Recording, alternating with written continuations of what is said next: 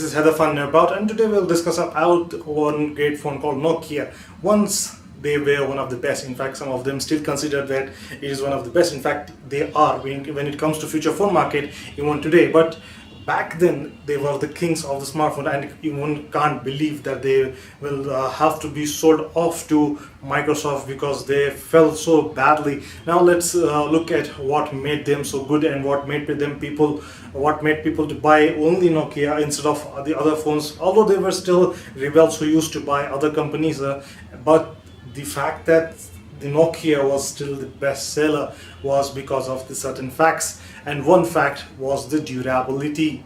The durability of these Nokia phones was so high that it would last 3 to 4 years easily, except for the fact that technology does not support durability and the phones used to get outdated. But from a decade, the future phones lasted for around maybe 6 years, and that gave an advantage to the Nokia. And in fact, still the Nokia phones are long running, and most of the people who bought Nokias 3 years back are still using them and have not changed or upgraded to the smartphones. Now the another thing that Nokia had and was best at was the build quality. The build quality was so high that you drop them from anywhere, nothing would happen to them. And in fact, they used to feel they were so rough that people used to play around with them, and when they fell, they never broke. Although sometimes the back cover used to come out, the battery used to come out, but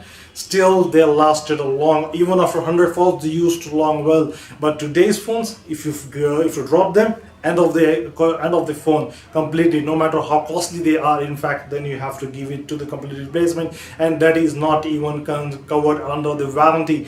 But the phones that Nokia had were so good that they could take any drop at all, and that made them one of the best. And the ease of use was another factor. Today the touchscreens are there, and there are many geeks who are really good at using touchscreen phones. They use it and they love it, and that's what made Nokia fall too. But the best thing about Nokia back then was the ease of use, and most of them who are not technologically lot of savvy, they used and they still use Nokia because it had ease of use. And the another thing was the battery. The Nokia phones would last 2 to 3 days. In fact, some of the times they used to last 4 days continuously without even going for a charge, and that's what made them unique. And this was all that Nokia had back then. But now things have changed a bit. Now the Nokia still has the build quality,